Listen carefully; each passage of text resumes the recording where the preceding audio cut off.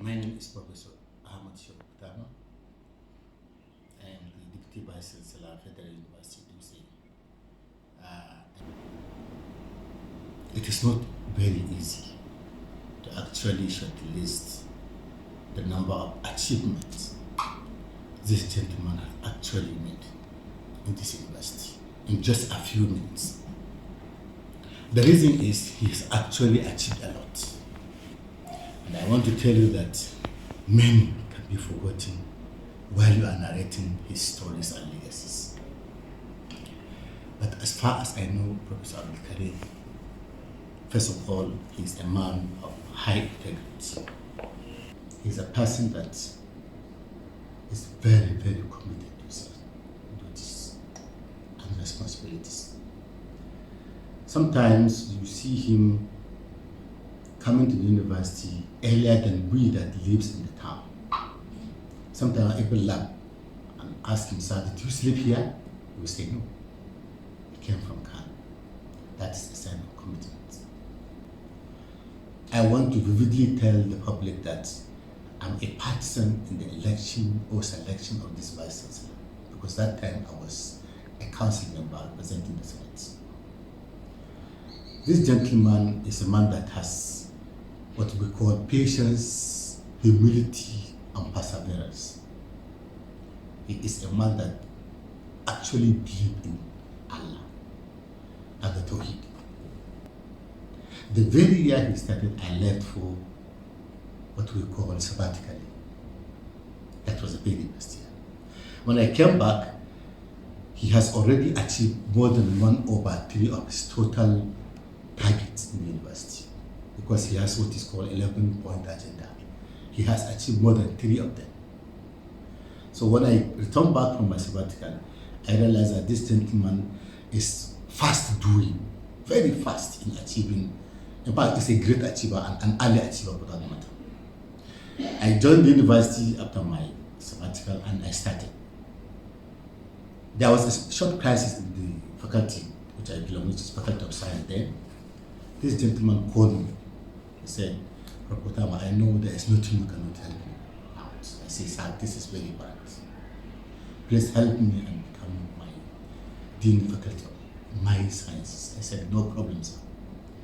But I want to plead that you should kindly help me also to maybe overcome whatever problem I cannot solve in the process of my being the dean. He said, there's no problem. I belong to that faculty and inshallah I'll do all my best. What is called e-library, it is not found in every university. I confronted this gentleman overnight. He directed instantly that, do you have the solution? I said, yes, let me have the solution. He signed and asked the director of works, the librarian and everybody to immediately act instantly. And I want to tell you, miraculously in 5 days, it is over and we have our e-library working. This was the first achievement this gentleman had with me before, that's immediately after my being our selection as a dean. So that's the beginning of how I understand this man is an achiever.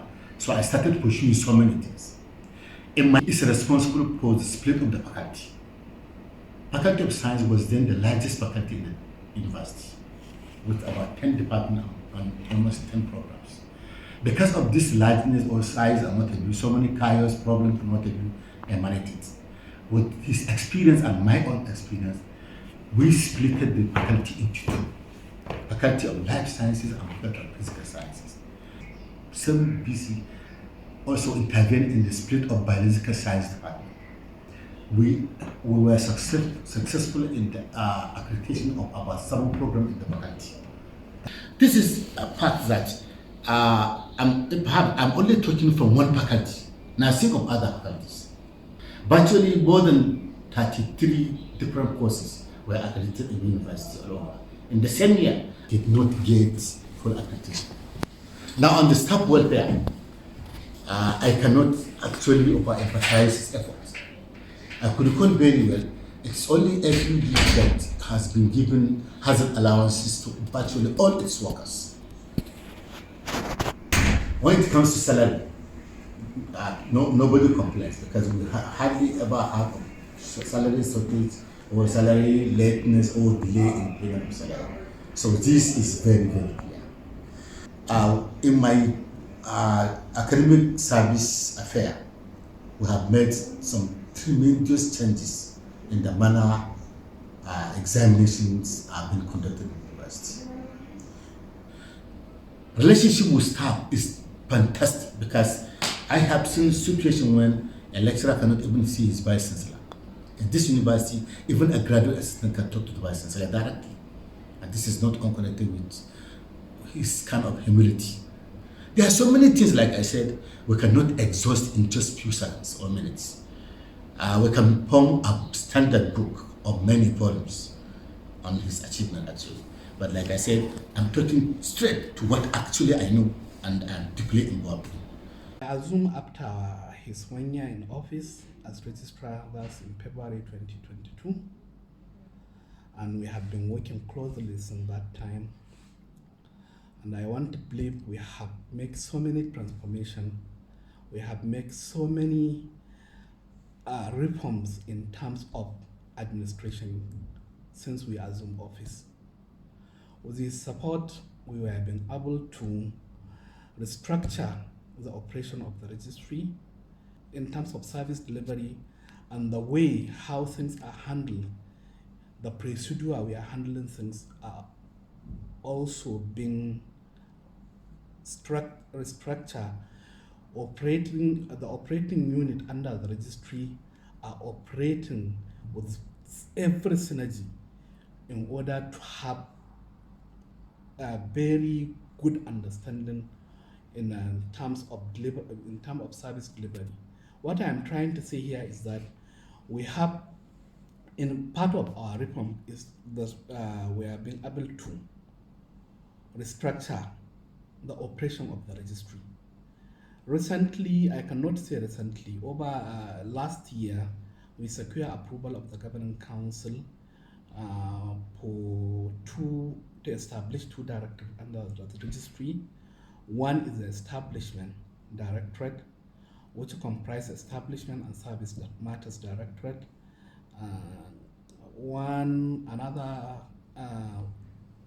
Under that directorate, we have Human Resource Management, we have Welfare Unit, we have Pension and Insurance Department, which are all part of the reforms. These are aimed at ensuring that whatever we are doing in terms of delivery, we are doing it at the right time as it is when to.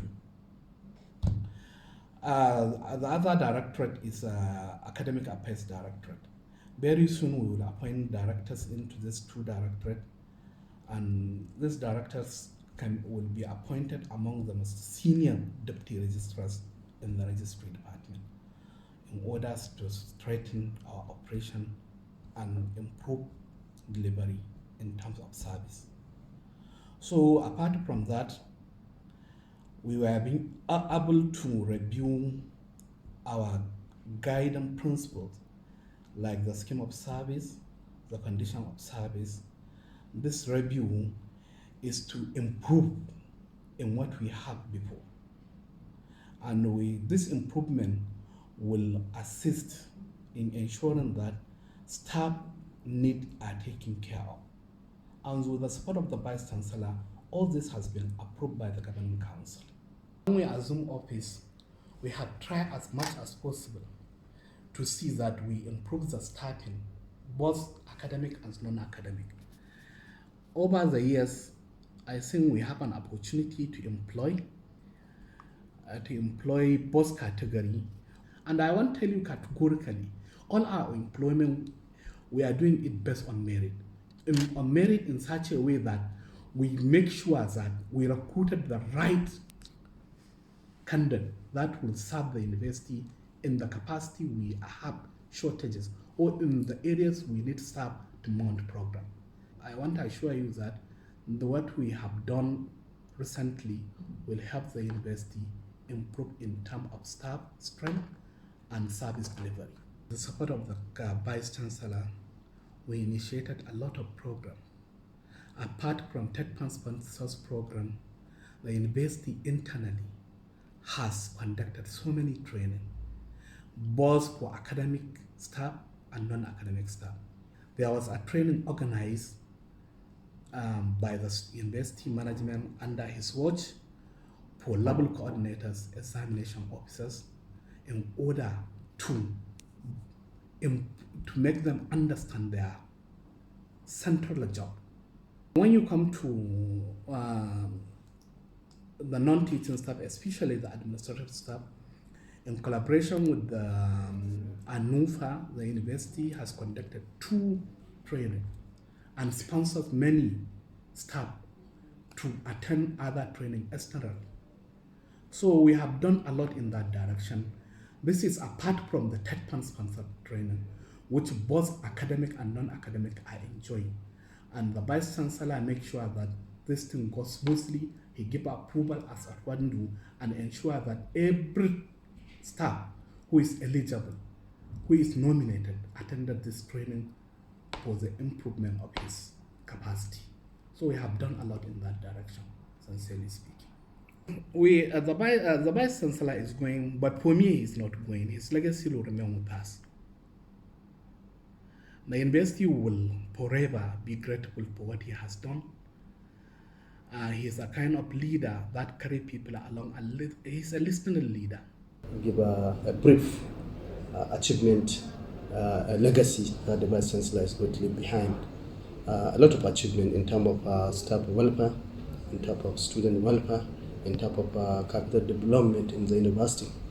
When we came in as a Vice Chancellor, as a boss of the university, he drew our attention that his target, his aim, is how he's going to develop the university to the great height.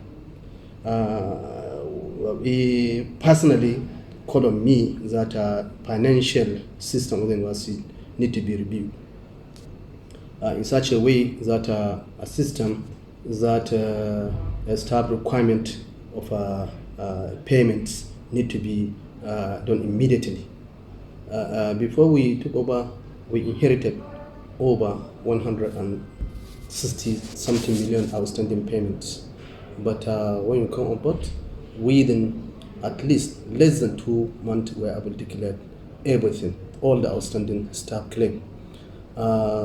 We developed a software that helped the university accounting department bursary, how we are going to make payment without any further delay, with the accuracy, with the good documentations, with the help and the assistance and of the Vice Chancellor. We inherited a lot of our staff that went abroad for study fellowship. They didn't return back to the university. A lot of staff were given, particularly academic staff. So we have to do staff verifications and check the record, bring out all those that were released and the time expired. They didn't report back to the university. The committee was set up between the bursary and the registry department to verify that record with the chairmanship of Deputy Vice Chancellor Academic Services. We checked everything, and at long last we reported back to the university management. A decision was taken. We stopped a lot of staff salaries and advised them to come back, and if they are not coming back, they should return the university's money as guided by the extant financial regulations. In addition to that, we also inherited a lot of outstanding payment, a lot of outstanding projects of capital in nature, which is that of TED fund and capital projects, that is appropriation from federal government. We also put it together. We were able to collect all the outstanding from that period to date. A lot of projects were completed that were outstanding. We don't have any projects that was not completed within the period. So we are going to really miss the Vice Chancellor, Professor Al Mohammed. I particularly am going to miss him. Really, I know it because he gave me all the opportunities. I can say a lot of bursars from sister universities called me, ask me, how did you do this? How are you doing that? How did you achieve this? What I normally told them his prayers. And secondly, I have 100% support of my Vice Chancellor. Always say that if we are people like Professor Abdul Mahmoud, then universities will not have to cry for anything, because whatever you submit to him as a proposal that will move that unit forward, he's always ever ready to just sign. All he wants is delivery. Principally, he is a complete gentleman to the core, and is a person I know right from Malaysia, where we went as students, and since then we identified his special, unique abilities of problem solving, unlike some other ordinary people. To begin with, I served here under him as the head of the Department of English and Linguistics. We now have a Department of Arabic, which is extracted out of the Department of English and Linguistics. And for that, the Jigawa State government is to benefit immensely in the training of teachers, and also to serve as elective provision for elective courses for our new faculty of education. It is under his stewardship that we are able to have MA English and MA Literature.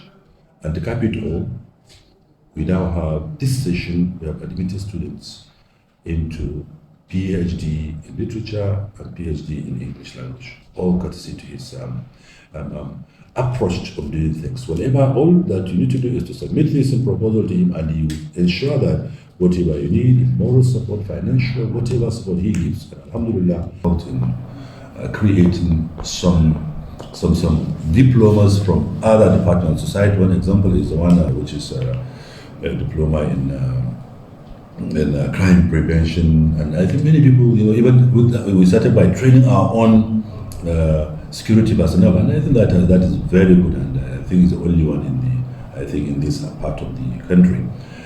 Now he actually overhauled the entire hostels, and that is in the area of renovation. When I came on board, there was already one hostel that was about to be completed. He ensured that it was completed. So we now have additional hostel for females, and if not for the suspension of federal government intervention 2025 federal capital projects, would have had 2 more projects, but I'm sure they are ongoing, and once they are complete, they are also part of his legacy.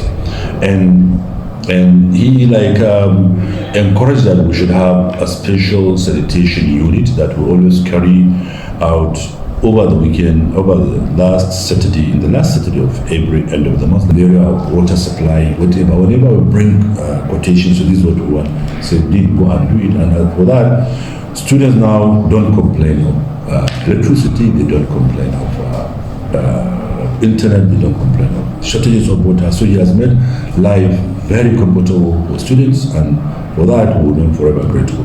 And he said, we have to look into the area of extracurricular activities, and I said, so we're going to focus on sports, because especially the female sporting activities. Submit a proposal. So along that line now, if you go to our hostels, a complete sports arena is enacted for females, where they have volleyball, they have basketball, and all the indoor games, including table tennis and also even lawn tennis outside.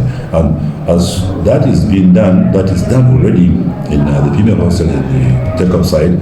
The same thing has been also done for students in Reshisha Koni. So I think along that line, he has made life very easy, very comfortable for the students of Federal University Dutse, and for those of them that are in the campus. And that idea of renovation was extended also to most of the classes, and that is being done on a yearly basis.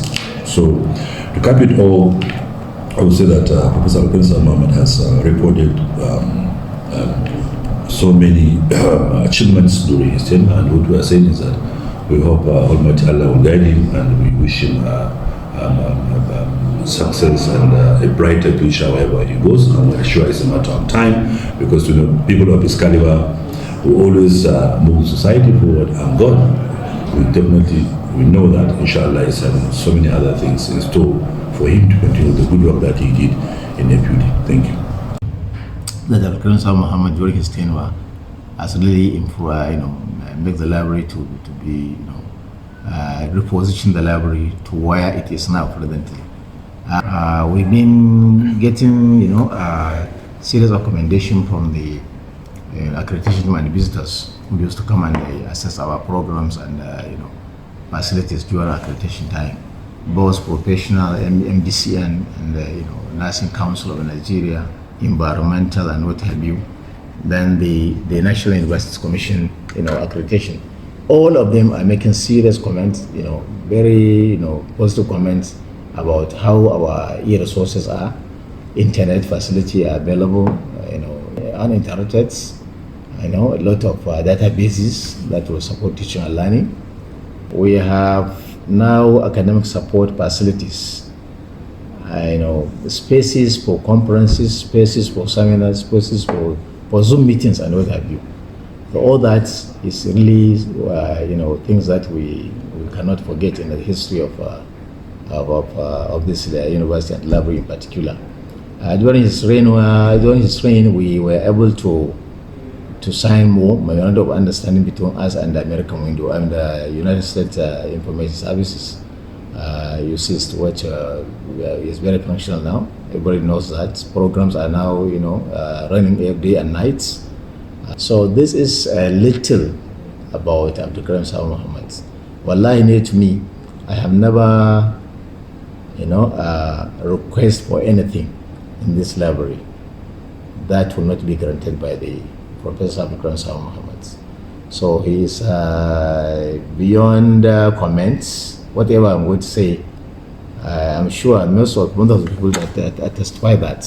But personally, I'm telling you this from the bottom of my heart, that he really, he did a marvelous job, honestly. And we hope, I'm praying for him to continue doing so wherever he finds himself. I wish him all the best. I wish him, success in life, and I wish him Allah ya kawo babban rabo da ake cewa.